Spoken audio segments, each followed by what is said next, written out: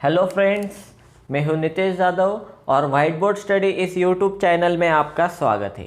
तो आज हम एग्जाम्पल देखने वाले हैं DFA to regular expression conversion.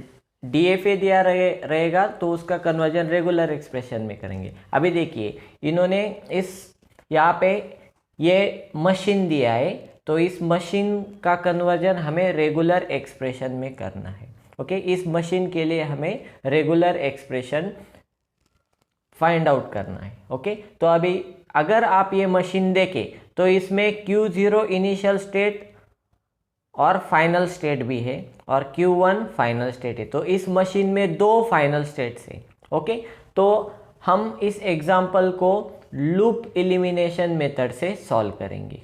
Okay, तो अभी सॉल्यूशन देखते हैं स्टेप बाय स्टेप।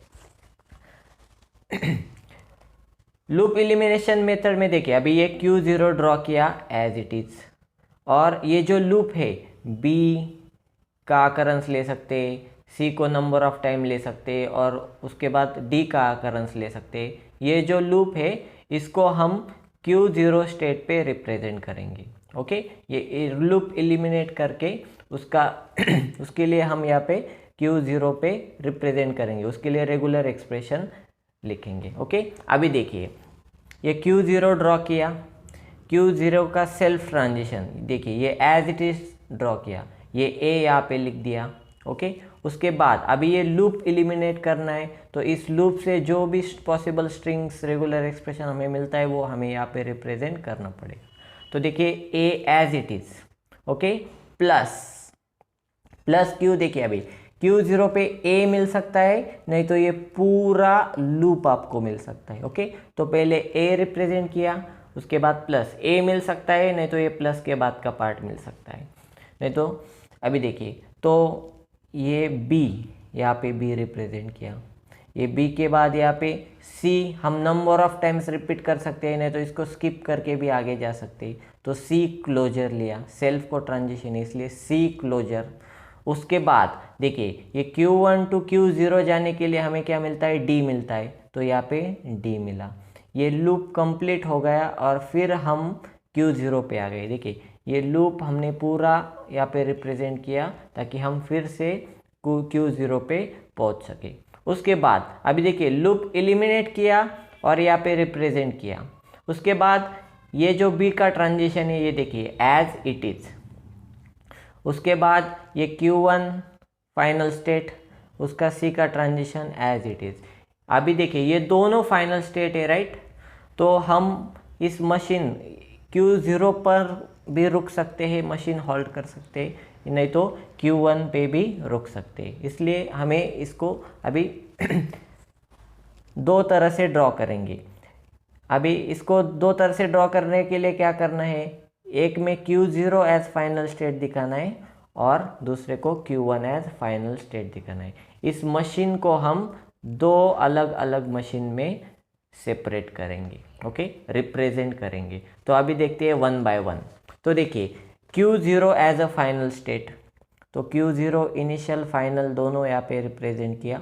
उसके बाद ये जो ट्रांजिशन था Q0 का सेल्फ के लिए, वो भी मैंने एज इट इज़ लिख दिया।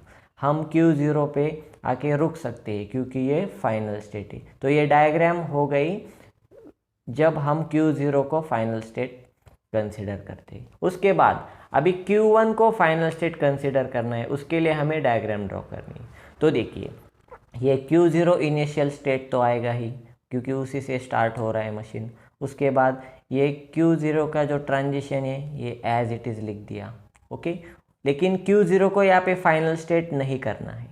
Q0 पे यहाँ पे फाइनल स्टेट नहीं, क्यों, सिर्फ यहाँ पे Q1 ही फाइनल स्टेट रहेगा। ये दोनों का कॉम्बिनेशन, ये जो मशीन है इसको हमने दो मशीन में डिवाइड कर रहे हैं। ठीक है, तो देखिए Q0 का जो भी ट्रांजिशन है मैंने यहाँ पे एज इट इज़ लिखा। उसके बाद Q0 टू Q1 B मिलता है, तो यो B भी यहाँ पे रिप्रेजेंट किया। उसके बाद Q1 के लिए सेल्फ का ट्रांजिशन है C का। ओके, तो यहाँ पे मैंने C भी रिप्रेजेंट कर दिया। अभी देखिए, ये इस मशीन को हमने दो अलग अलग मशीन में रिप्रेजेंट किया। ये Q0 as A final state और इसमें Q1 as a final state. अभी इन दोनों के लिए हमें अलग अलग रेगुलर एक्सप्रेशन मिलेगा। तो अभी देखते हैं रेगुलर एक्सप्रेशन। ओके, तो देखिए अभी एक Q0 को फाइनल स्टेट कंसिडर करें तो इसका रेगुलर एक्सप्रेशन यहाँ पे मिलेगा। देखो ये A plus B C closure D, तो यहाँ पे लिखा A plus B C closure D, और ये सेल्फ को ट्रांजिशन है। ओके, मतलब इसके आकरण 0 और मोर हो सकते हैं। तो इसको पूरे रेगुलर एक्सप्रेशन को मैंने ब्रैकेट दिया और क्लोजर, क्योंकि उसके आकरण 0 और मोर हो सकते हैं, क्योंकि यहाँ पे सेल्फ को दिया है। ये हुआ Q0 as a final state, उस हिसाब से ये रेगुलर एक्सप्रेशन मिला। उसके बाद अभी देखिए ये जो Q1 as a final state है, तो इसके लिए रेगुलर एक्सप्रेशन हम लिखेंगे। तो पहले देखिए इनिशियल स्टेट से स्टार्ट करते, तो यहाँ पे पहले मिलेगा A plus B C closure D, तो यहाँ पे मैंने लिख लिया A plus B C closure D, और ये ट्रांजिशन सेल्फ को है, मतलब 0 और मोर आकरंस आ सकते, तो इस पूरे को ब्रैकेट करके क्लोजर दे दिया। ओके, उसके बाद में हमें मिलेगा ये B, तो B मैंने यहाँ पे रिप्रेजेंट किया सिंगल B। उसके बाद यहाँ पे C का ट्रांजिशन है सेल्फ के लिए, 0 और मोर अकरेंस ले सकते हैं, तो यहाँ पे रिप्रेजेंट किया C क्लोजर। अभी देखिए ये जो दोनों डायग्राम है उनके हिसाब से हमें ये और ये रेगुलर एक्सप्रेशन मिला है।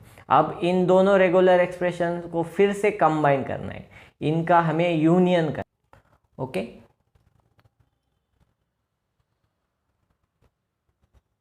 अभी देखिए ये जो दोनों रेगुलर एक्सप्रेशन है उनको यूनियन करना है, मतलब उनके बीच में प्लस साइन हमें लेना पड़ेगा, उसका मतलब है यूनियन। ओके, तो देखिए अभी फाइनल रेगुलर एक्सप्रेशन लिखते हैं हम, इज इक्वल टू, तो पहले ये पार्ट लिया A plus B C closure D closure, मतलब ये Q0 as a final state का पार्ट मैंने यहाँ पे एज इट इज़ लिखा। उसके बाद ये यूनियन ऑपरेटर, ये प्लस मैंने लिखा, और जो दूसरा हमारा रेगुलर एक्सप्रेशन मिला है वो मैंने एज इट इज़ यहाँ पे लिख दिया। ओके, तो ये होगा आपका रेगुलर एक्सप्रेशन। ओके, आप यहाँ तक भी सॉल्व कर सकते हैं, नहीं तो इसको आप रेगुलर एक्सप्रेशन की प्रॉपर्टीज यूज़ करके और भी थोड़ा सिंप्लीफाई कर सकते हैं, प्रॉपरली रिप्रेजेंट कर सकते हैं। तो अभी देखिए कौन सी प्रॉपर्टी यहाँ पे हम अप्लाई कर सकते हैं। तो एक प्रॉपर्टी है हमारे रेगुलर एक्सप्रेशन की, P Q plus P R, that is equal to P in bracket Q plus R।